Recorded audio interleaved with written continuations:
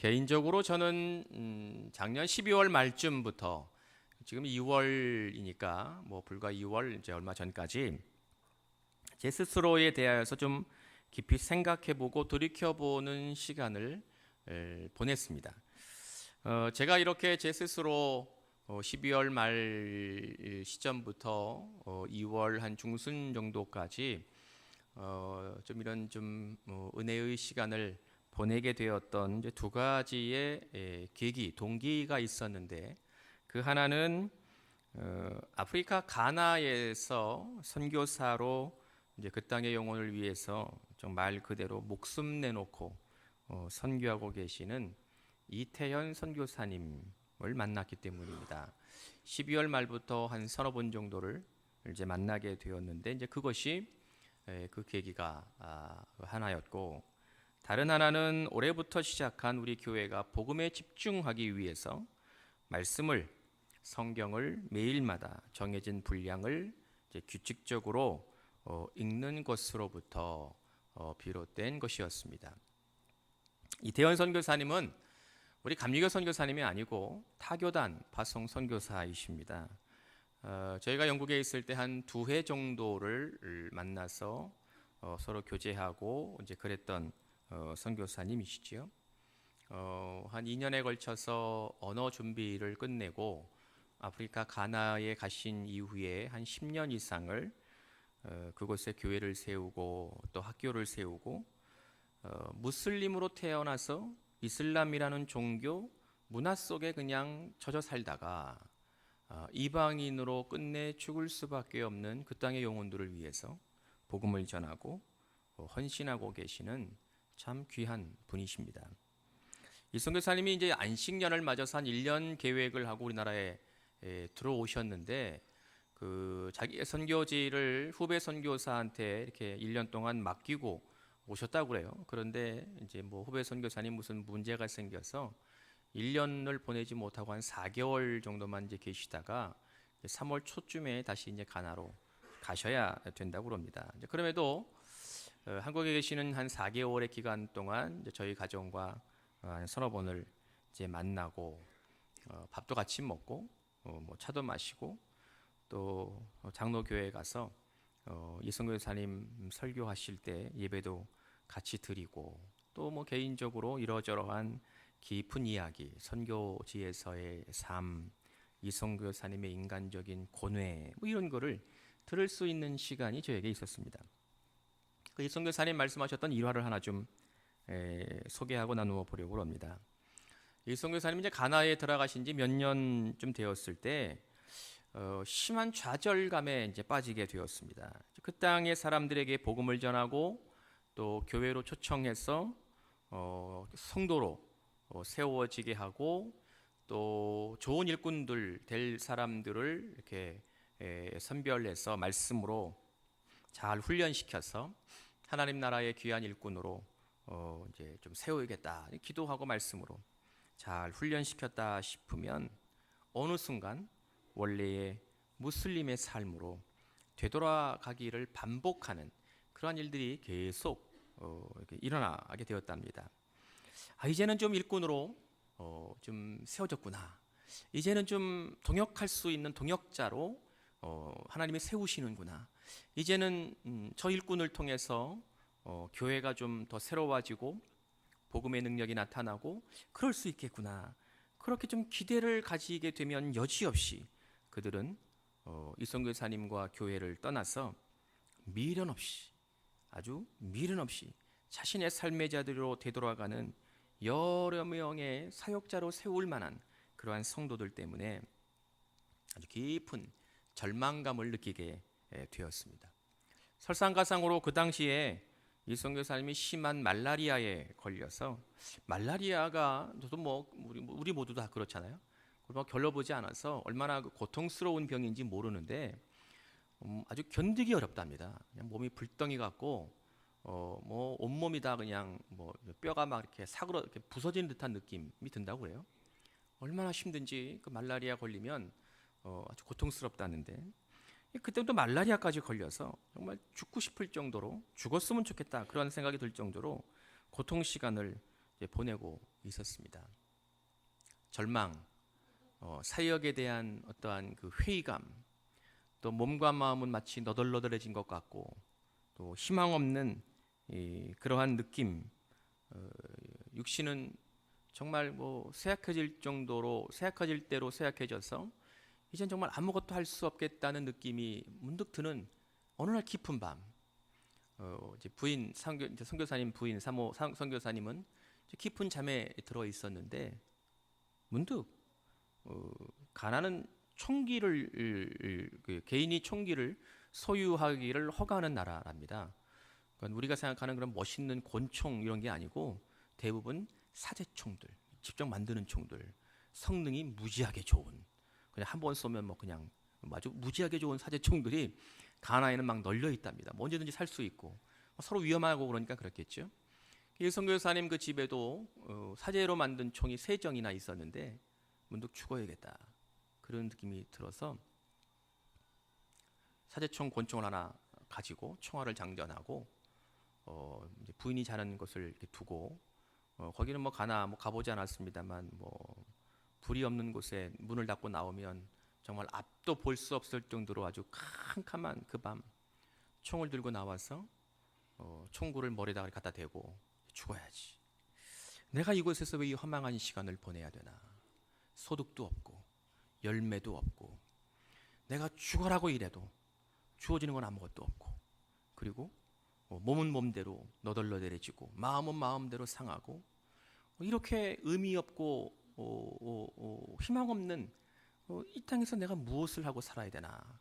이러한 어떠한 그 없이 그 마음으로 어떻게 말할 수 없는 그런 자괴감 같은 게 들어서 죽으려고 권총을 머리에 겨누고 그랬답니다.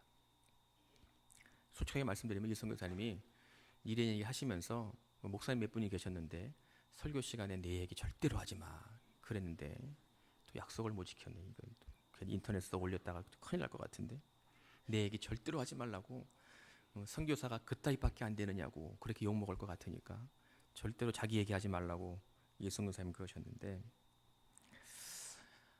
그 힘겨운 시간을 보내고 있었을 때 하나님은 이 선교사님에게 뭐 더 긴 얘기를 하려면 뭐 그분 대신에 제가 간증을 해야 되니까 설교를 못 하니까 더 얘기할 말씀을 드릴 수는 없고 은혜를 베푸셔서 새롭게 그 위기를 극복하게 하시고 새로운 힘을 공급하셔서 지속적으로 가나를 잘 섬기고 계십니다. 그날 이후에 이 선교사님 선교 전략을 좀 바꾸었답니다. 태어나면서부터 무슬림이었던 가나 사람들은 그야말로 뼛속까지 무슬림이어서 아무리 교회에서 그들을 훈련하고 말씀으로 양육하고 그리고 잘 세워질 것 같은 느낌을 받게 하여도 그들은 태어나면서부터 무슬림으로 태어나서 무슬림으로 막 30년, 40년, 50년을 살아온 사람들이니까 그들의 한계를 벗어나지 못하는 거죠. 또 무슬림이 얼마나 철저합니까? 그래서 결국은 이들을 변화시키려면 아주 어릴 때부터 하나님의 말씀으로 성경으로 훈련하고 양육하지 않고서는 이들을 변화시키기가 굉장히 어렵겠구나. 이러한 이제 결단을 하게 되었답니다. 그래서 교회 사역보다도 이제는 그 사건 이후로 학교를 세워서 학교를 중심으로 그 유기되고 버려진 그 어린아이들, 비참하게 살아가는 그 어린아이들, 그런 아이들을 학교로 이렇게 불러들여서 학교에서 기숙하게 하고 또 공부도 가르칠 뿐만 아니라 그들에게 성경을 가르쳐서 비록 무슬림 가정에서 태어났지만 버려진 아이들을 말씀으로 크리스찬으로 하나님의 은혜와 사랑을 어릴 적부터 느끼고 경험하고 살아갈 수 있도록 그들에게 은혜를 나누고 또 사역을 하고 계신다고 합니다. 이러한 이 선교사님의 선교지에서의 삶, 선교 사역지에서의 그분의 고뇌를 제가 이렇게 들으면서 문득 제 마음속에 나는 무엇을 하고 있는가 하는 이제 물음이 들었습니다. 이러한 제 자신을 향한 질문은 마치 하나님께서 저를 향하여서 질문하시는 듯한 느낌으로 저에게 다가오게 되었습니다. 하나님이 너는 어디에 서 있느냐 이렇게 묻는 듯 하셨습니다. 현재 제가 서 있는 자리, 목사로서 주의 몸된 교회 공동체를 섬기는 저의 삶의 자리에 찾아오셔서 주님은 너는 지금 어디에 있느냐 물으시는 듯했습니다. 하나님의 말씀인 성경을 읽고 말씀을 연구하고 묵상하는 일이 목사로 살아가고 있는 저의 가장 주된 일이지만, 올해부터 시작된 성경을 매일 정해진 분량, 정해진 시간에 제 스스로 읽으면서 저는 아주 새로운 경험과 은혜를 누리고 있습니다. 이러한 시간이 제 스스로에게 진지하게 저를 돌아보게 만드는 또 다른 동기가 되었던 것이죠. 주로 새벽기도 시간에 말씀을 읽곤 하지만 그 시간마다 저는 하나님이 저에게 신령한 통찰력과 또 영적인 통찰력을 주셔서 말씀이 저에게 새롭게 다가오는 듯한 기쁨을 맛보곤 있습니다. 그날 새벽에 말씀을 함께 읽으면서 제 마음에 은혜가 되고 주의 음성을 듣게 되는 그 부분은 제가 교회에 나온 다음에 다시 그 성경을 찾아서 소리내어 또박또박 다시 한번 읽으면서 묵상하고 그리고 기록하고 또 관련된 서적을 찾아보아야 되면 책들을 좀 찾아보는 시간을 거의 매일 제가 가지곤 합니다. 그러면서 은혜가 되는 건 이 본문은 좀 함께 우리 성도님들과 주일 예배의 설교로 함께 은혜를 나누어야겠다, 그런 마음을 저에게 주십니다. 대부분 올해 들어와서 제가 설교 본문으로 잡는 설교 본문이 다 우리가 지금 읽어가고 있는 그러한 성경이라는 건 여러분들 혹시 아시는지 모르겠습니다. 어느 날 새벽에 제게 은혜를 주셨던 그 말씀을 그날도 교회에 와서 다시 한번 그 말씀을 또박또박 소리내어 읽다가 그 말씀과 관련되어 있는 성경을 이렇게 뒤적거리던 중에 발견했던 본문이 바로 오늘 본문이 되는 요한복음 11장의 말씀이었습니다. 11장을 1절부터 정독하며 묵상하다가 문득 34절에 와서 주님이 물으셨던 그 질문, 그를 어디에 두었느냐 하는 이 물음 앞에 마치 제 몸이 얼어붙는 듯한 느낌을 받았습니다. 말씀을 통해서 그 순간 하나님은 저에게 분명하게 물으셨습니다. 내가 지금 어디에 있느냐? 사실 좀 솔직하게 말씀드리면 잘 모르겠습니다. 왜 오늘 본문 34절 주님의 음성이었던 그를 어디에 두었느냐라는 주님의 질문이 왜 저에게는 내가 지금 어디에 있느냐로 들렸는지는 모르겠습니다. 말씀을 제가 읽으면서 제 입술로 제 입으로 나오는 소리는 분명 34절 그를 어디에 두었느냐로 제가 읽었는데, 제 귀에는, 제 마음에는, 제 심령에는 그를 어디에 두었느냐로 들리지 않고 제 마음속에 하나님의 음성으로 너는 지금 어디 있느냐, 그런 음성으로 제 마음속에 들리게 되었다는 거지요. 분명 제 귀에, 제 심령에는 너무도 똑똑하게, 너무도 확고하게 그를 어디에 두었느냐가 아니라 주님은 저에게 너는 지금 어디에 있느냐 이렇게 물으시는 소리로 들었습니다. 그때부터 저는 얼마 동안 이러한 주님의 물음이 나의 삶에 어떤 의미를 가지고 있는 것인지, 왜 주님은 나에게 그렇게 물으셨는지 기도하면서 묵상하는 시간을 보내지 않을 수 없었습니다. 가나의 영혼을 주님의 마음으로 하나님께 인도하기 위해서 눈물을 흘리며 선교지에서 땀을 흘리고 계시는 이 선교사님의 선교적인 삶이 죽은 자였던, 나사로를 기억하며 슬피 울고 있었던 사람들을 향하여 그를 어디에 두었느냐 이렇게 물으셨던 주님의 음성과 마침 묘하게 연결이 되어서 저의 목회적 현장에, 목사로 살아가고 있는 저의 삶의 자리에 무언가 연결고리가 있어서 주님은 나에게 말씀하고자 하시고 싶은 주님의 뜻이, 하나님의 음성이 분명히 있을 것이다 하는 믿음만 확고하게 분명하게 제 생각과 마음속에 자리 잡게 되었습니다. 오늘 예배의 시간에 하나님은 동일하게 여러분들에게도 물으시리라 저는 믿습니다. 그를 어디에 두었느냐, 이 물음이 제가 들었던 주님의 음성과 같이 여러분들에게도 내가 지금 어디에 있느냐 이렇게 들리는 은혜가 있기를 기원합니다. 그를 어디에 두었느냐라고 물었던 질문이 왜 나에게 내가 지금 어디 있느냐고 물으는 그 주님의 음성으로 물으셨던 그 이유를 오늘 말씀을 통하여 확고하게 깨닫는 분들도 계실 것이고, 아니면 전혀 느끼지 못하는 분들도 계실런지 모르겠습니다.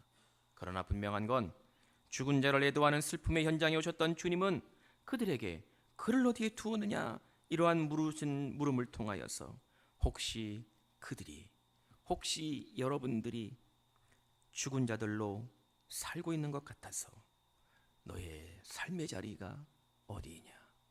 너는 지금 어떠한 영적 상태를 가지고 있느냐? 그렇게 물으시는 것이 아닐까? 말씀을 통하여 깨닫고 주의 음성을 들으며 은혜가 되실 수 있기를 축원합니다. 오늘 본문은 주님과 가까운 친구였던 나사로가 죽었다는 소식을 들으신 주님이 나사로의 집으로 오신 후에 슬픔에 빠져 있었던 마르다와 마리아, 유대인들을 향하여 물었던 질문을 중심으로 일어났던 사건입니다. 우리는 오늘의 말씀을 묵상하면서 꼭 기억해야 되는 주님의 음성이 있는데, 그것은 오늘 본문은 아니지만 그 앞에 있는 25절, 26절의 유명한 말씀입니다. 주님은 나사로의 집에 오셔서 그들을 향하여 25절, 26절에서 이렇게 말씀하셨습니다. 나는 부활이요 생명이니 나를 믿는 자는 죽어도 살겠고 무릇 살아서 나를 믿는 자는 영원히 죽지 아니하리니 이것을 네가 믿느냐 물으셨습니다. 주님이 죽은 나사로의 집에 오셔서 그들을 향하여 말하셨던, 물으셨던 그가 어디에 있느냐 이 말씀 이전에 이미 주님은 그들을 향하여 부활에 관하여서 분명히 믿을 것을 요구하셨습니다. 네가 이것을 믿느냐? 네가 부활의 신앙을 가지고 있느냐? 네가 부활을 확신하느냐? 먼저 물으셨습니다. 이것이 오늘의 말씀을 듣고 또 우리 묵상하는 변할 수 없는 전제가 되는 겁니다. 사실 우리는 나사로에 관하여서 잘 알고 있습니다. 그는 주님의 좋은 친구였습니다. 주님과 친밀한 관계를 맺었던 사람이었습니다. 뿐만 아니라 나사로의 누이인 마르다와 마리아를 통하여서 그 집의 분위기가 어떠하고 그들의 삶의 자리를 비교적 우리는 자세하게 알고 있습니다. 그들은 믿음으로 잘 세워져 있는 가정이었습니다. 말씀을 열심히 듣는 사람들이었고 주님을 잘 섬기는 사람들이었고 주의 은혜와 사랑을 이웃에게 나눌 수 있는 정말 모범적인 가정이었다고 우리는 충분히 생각하고 우리가 알고 있는 것입니다. 그런데 어느 날 주님이 나사로가 죽을 병에 걸렸다는 소식을 다른 곳에서 들으셨습니다. 놀랍고 위급하고 걱정이 되고 무언가 빨리 조치를 취하지 않으면 안 되는 아주 급박한 소식이었습니다. 그런데 이상하게 주님은 오늘 11장 4절의 말씀을 보면 이 병은 죽을 병이 아니라 하나님의 영광을 위함이요 하나님의 아들이 이로 말미암아 영광을 받게 함이라 이렇게 말씀하시면서 자꾸 시간을 끌고 계셨습니다. 나사로와 주님과의 관계를 알고 있었던 사람들은 이러한 주님의 모습이 이해되지 않았습니다. 나사로를 주님이 정말로 사랑하셨다면 어떻게 이러실 수 있는가? 어떻게 주님이 나사로를 사랑하시는 걸 우리가 알고 있는데 그의 안위에 관하여 그가 위급하다는데 대수롭지 않게 이렇게 모습을 보이시는 것, 그들은 받아들일 수 없었습니다. 특별히 마르다와 마리아는 속이 까마득하게 타는 것 같았을 겁니다. 빨리 주님을 모시고 와야지, 오라비의 병을 고치시던지 아니면 주께서 병을 고치실 수 없다면 오라비의 임종만이라도 주님이 지켜보셔야 되는 것은 아닌가, 그런 생각을 그들이 하셨을지도 모릅니다. 그런데 주님은 서두르지 않으셨습니다. 가야 할 곳 다 가시고 만나야 할 사람 다 만나시고 하셔야 될 일들을 모두 하셨습니다. 일상의 일들을 주저함 없이 망설임 없이 그리고 천천히 다 하실 따름이었습니다. 오늘 17절의 말씀을 보면 나사로에게 주께서 오셨을 때가 그가 벌써 무덤에 들어간 지 나흘이 지났을 때라고 밝히는 것을 보면 적어도 주님은 4일 이상을 나사로가 위급한 죽을 병에 걸렸다는 것을 들으신 이후에 그 기간을 지체하셨다는 것을 알게 됩니다. 주님에는 그날이 그냥 시간 그대로 4일이었겠지만 아마도 마리아와 마르다에게는 그 기간이 마치 40년같이 고통스럽게 길게 느껴지는 시간이었을 겁니다. 드디어 나사로의 집에 오신 예수께서 하신 말씀, 좀 전에 말씀을 나누었듯이 25절과 26절에서 주님은 나는 부활이요 생명이니 나를 믿는 자는 죽어도 날 것이고 죽어서 나를 믿는다면 너희들이 영원히 죽지 아니하리라. 이것을 네가 믿느냐? 이것부터 물으셨습니다. 나사로의 누이들 마르다와 마리아에게 그 주변에 있던 사람들을 향하여 나는 부활이고 생명이다. 이것을 너희들이 믿느냐 물으셨습니다. 오늘 본문의 말씀을 곰곰하게 살펴보면 생명과 죽음이 공존하고 있다는 것을 발견하게 됩니다. 마치 우리의 삶의 자리와 여러분들의 삶의 자리와 동일합니다. 우리의 삶의 상황은 늘 생명과 죽음이 공존하고 있습니다. 마르다와 마리아 죽은 나사로가 있는 그 시간, 생명의 주이신, 부활의 주님이신, 생명의 근원이신 주님, 오늘 본문에서 생명과 죽음이 공존하고 있습니다. 생명이신 예수님, 죽은 자로서의 나사로가 동일한 시간대에 등장하고 있습니다. 그리고 이것을 지켜보고 바라보았던 수많은 사람들이 있었습니다. 그런데 이것을 바라보고 있던 사람들, 오늘의 말씀을 듣고 있었던 그들에게, 또한 오늘의 말씀을 듣고 있는 여러분들에게 주님은 마치 너희들은 살아있느냐 아니면 죽어있느냐 도전하고 계십니다. 너희들은 생명의 근원이신 예수 주님을 의지하고 그분을 믿고 있느냐? 그래서 너희들의 삶의 자리는 정말로 살아있는 삶의 자리냐? 아니면 죽은 나사로와 같아서 죽은 자와 다를 바 없는 영혼으로 절망과 슬픔 속에 빠져서 그저 하루하루를 허덕이며 살고 있느냐 묻고 계십니다. 죽음의 자리가, 죽음의 그림자가 짙게 느려 있는 것 같아서 너희들은 마치 영적으로 죽은 자의 모습을 가지고 있어서 너희들은 혹시 죽은 자로 살고 있는 것은 아닌가? 만약 너희들이 부활의 주님을 믿는다면, 너희들이 생명의 주님을 정말로 믿는다면 무엇 때문에 그렇게 근심하며, 무엇 때문에 그렇게 절망하며, 무엇 때문에 그렇게 낙담하며 눈물을 흘리고 그렇게 힘들어하느냐? 주님은 물으십니다.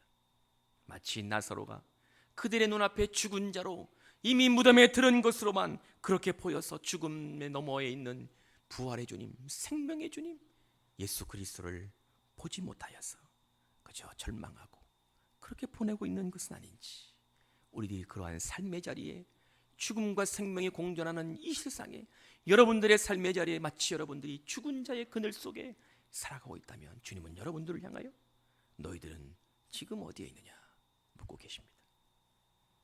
34절에서 이렇게 묻는 주님의 질문은 단순하지가 않습니다.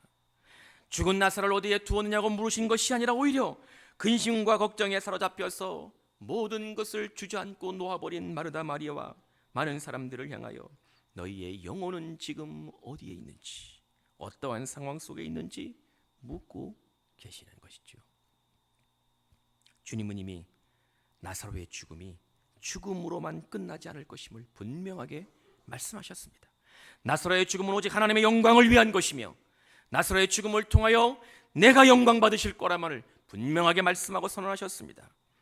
그렇기 때문에 나사로의 죽음 그 자체로 슬퍼할 이유가 하등 없다는 것을 확고하게 이미 말씀하셨습니다.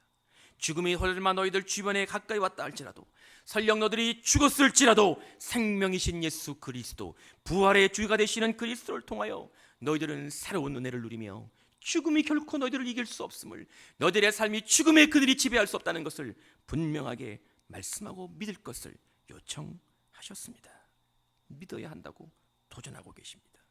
죽음을 마주하는 듯한 힘겨운 여러분들의 삶의 문제를 통하여 하나님이 영광 받으실 것임을 깨닫는 은혜가 있기를 축원합니다. 죽음과 마주하고 있는 듯한 힘겨운 고통의 시간을 보내고 있는 여러분들을 통하여 예수 그리스도의 영광이 드러나며 여러분들의 삶이 새로워지는 부활의 놀라운 역사가 일어날 것임을 믿으시기 바랍니다. 주님은 그들을 향하여, 오늘 예배하고 있는 우리들을 향하여 부활의 신앙을 요구하고 계십니다. 부활의 주님을 만날 것을 말씀하고 계십니다. 생명의 주님을 확고하게 바라보아야 됨을 말씀하셨습니다. 문제는 우리들, 그 당시의 사람들, 오늘 예배하고 있는 여러분들이 주님의 부활은 너무도 잘 알고 있다는 것이죠. 그렇기 때문에 우리는 이 시간 예배하면서 우리는 주님의 부활을 믿는다고 말할 수 없을런지 모릅니다.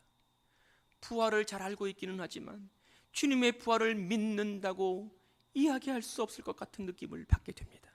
만약 우리가 정말 주님의 부활을 믿는다면, 여러분들이 예수 그리스도의 생명 되시는 부활의 주님을 믿는다면, 그분을 의심하지 않고 생명의 근원이 되신다는 것을 여러분들이 확고하게 믿으신다면, 우리는 결코 우리의 삶에서 일어난 여러 일들을 통해서 좌절하거나 낙담하지 않기 때문입니다.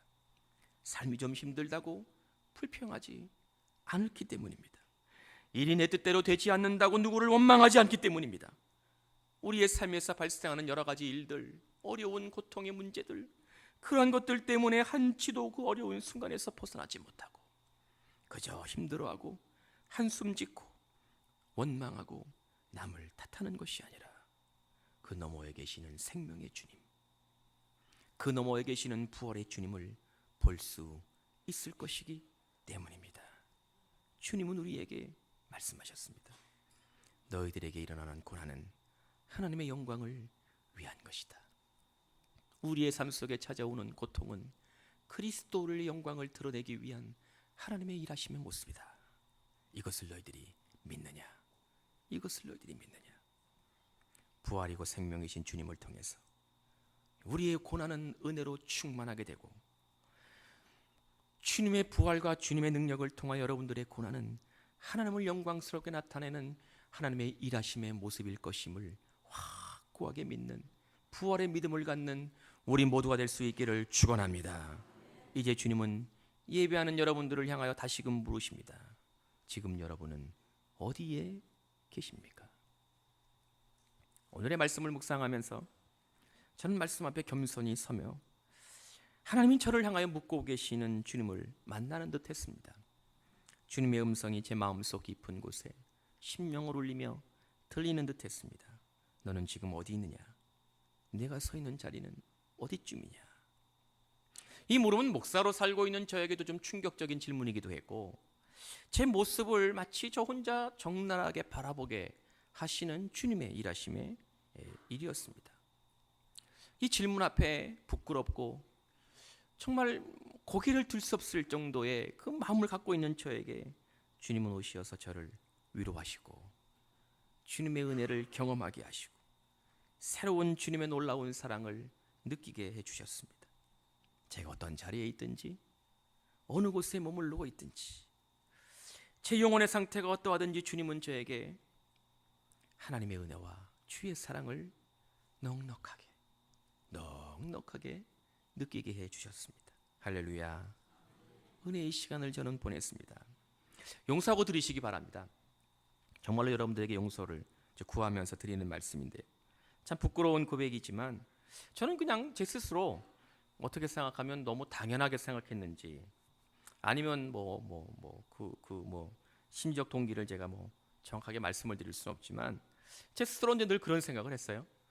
목사로서 이만하면 괜찮지, 이런 생각을 했습니다. 여러분 표정이 별로 안 좋으시네. 아니 목사로서 이 정도면 괜찮지. 물론 주님의 절대적인 기준에는 턱없이 모자라고, 주님이 우리에게 말씀하시는 기준에는 아무리 노력해도 다가갈 수 없지만, 다른 목회자들과 이렇게 비교를 해보면 이 정도 열심히 목회하고 이 정도 내가 열심히 하나님의 교회를 섬기면 내가 다른 목사님들에게서 이렇게 크게 뒤처지는 게 있나? 이 정도면 충분하지. 이 정도면 좀 괜찮지. 이러한 마음을 제가 늘 가지고 있었습니다. 그런데 주님께서 저에게 오셔서 네가 지금 어디 있느냐? 이렇게 물으시는 질문 앞에 제가 발견하게 된 것은 제 안에 가득 차여 있는 영적인 교만의 모습이었습니다. 이러한 나의 완악한 모습, 주님 앞에 온전하지 못하게 살고 있는 영적 교만으로 가득한 이 완악한 모습, 이 저의 모습을 발견하는 순간, 저의 모습을 마치 거울을 보는 듯한 그런 것으로 이렇게 마주대하는 그 순간, 제 머릿속에, 제 마음에는 가나안 땅에서 아무리 열심히 교회를 섬기고 그들을 향하여 복음을 전하고 그들을 향하여 눈물을 흘리고 그들을 향하여 땀을 쏟으면서 하나님의 교회를 섬기고 주님의 일꾼을 만들어 나기 위하여 그렇게 노력했지만, 그렇게 최선을 다했지만, 하나님 앞에 조금 더 부끄럽지 않게 선교지의 삶을 살아간다고 그렇게 결단하는 삶을 살았지만 결국 남아있는 것이 아무것도 없다고, 아무도 하나님의 일꾼으로 세워지지 않는다고, 세웠다 싶으면 다 자신의 삶의 자리로 돌아간다고, 그리고 나에게 남아있는 건 말라리아와 같은 고통과 힘겨운 시간만 남아있다고, 권총을 들고 자기의 머리에 총구를 겨누고 있었던 이태원 선교사님의 그 절망, 그 낙담, 그 비참함, 그 패배감과 저 영적 교만이 묘하게 겹치고 있다는 것을 발견했습니다. 교만과 절망은 아주 다른 상황에서 발생하는 것이 아니라, 교만과 절망은 단어도 다르고 상황도 틀리지만 이것은 마치 동전의 양면과 같다는 것을 주님이 저에게 깨닫게 하셨습니다. 교만과 절망은 다른 것이 아니라 동전의 양면과 같다는 것을 깨닫게 되었습니다. 교만은 주님 없이 나만 드러내는 것을 교묘하게 즐기는 전형적인 완악함입니다. 교만은 주님 없이 나만 드러나는 것을 교묘하게 즐기는 전형적인 완악한 모습입니다. 그리고 절망은 주께서 여전히, 하나님이 여전히 나와 함께하고 계심에도, 주님이 나와 함께 하신다고 그렇게 끊임없이 말씀하고 계심에도 그것을 인정하지도 않고, 그것을 받아들이려고 하지도 않고, 그것을 나의 삶의 주님의 음성으로 들으려고 하지 않는 또 다른 완악함의 모습입니다. 교만이나 절망은 나의 삶에서 철저하게 예수 그리스도를 외면해버리고, 교만이나 절망은 나에게 찾아오시는 주님을 철저하게 부정해버리고, 교만과 절망은 주님 없이 내가 살 수 있다는 것, 주님이 없기 때문에 아무것도 할 수 없다는 그러한 추악한 죄이라는 것을 주님은 저에게 보게 하셨습니다. 주님의 물음은 겉으로는 믿음의 자리에 그럴듯하게 서 있는 것 같지만 실상은 교만과 자기의로 가득해 있어서 우리의 영적 완악함을 향하여 주님은 말씀하시는 거죠. 아니면 교만과 자기의 동전의 양면과 같은 절망과 패배감은 또 다른 모습을 보여주고 있는 것 같지만 그 중심에는 하나님이 없고, 그 중심엔 예수 그리스도가 없고, 오직 나 자기중심적인 삶만 가득 차 있는 본질적으로는 같은 죄의 모습이라는 것을 주님은 깨닫게 해주셨습니다. 단지 사람의 성향이나 삶의 자리나 걸어온 길이나 처해진 환경에 따라 어떤 사람에게는 교만으로, 어떤 사람에게는 절망으로 나타날 뿐이지 그 본질은 같다는 것이지요. 하나님 없는 삶, 예수님을 인정하지 않는 삶, 부활을 인정하지 않는 그러한 완악한 죄의 모습이라는 것을 우리에게 보여주셨습니다. 오직 주께서 나의 삶의 주인 되셔서 우리를 인도하시고 여러분들을 통하여 일하시는 하나님의 능력, 성령의 역사심을 인정하지 못하는 그 완악한 추한 죄의 더 이상도 그 이하도 아닌 것이었지요. 우리 사랑하는 성광의 성도님들, 여러분들은 지금 어디쯤 머무르고 계십니까? 여러분들의 영적 삶의 자리는 어떠한 곳에 머무르고 계십니까?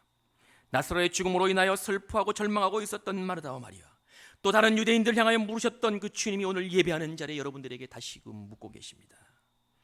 주님의 물음에 여러분들은 무엇이라고 대답하시겠습니까? 어떻게 여러분들은 주님의 물음에 대답하실 수 있겠습니까? 바라기는 여러분들이 오늘 주님의 물음에 생명의 주님, 부활의 주님을 내가 의심하지 않고 믿습니다. 생명의 주님, 부활의 주님을 내가 믿습니다. 내가 지금 서 있는 자리가 생명의 자리이고 우리가 머무르는 자리가 부활의 현장입니다. 이렇게 대답할 수 있는 믿음의 주의 백성들 되시기를 축원합니다.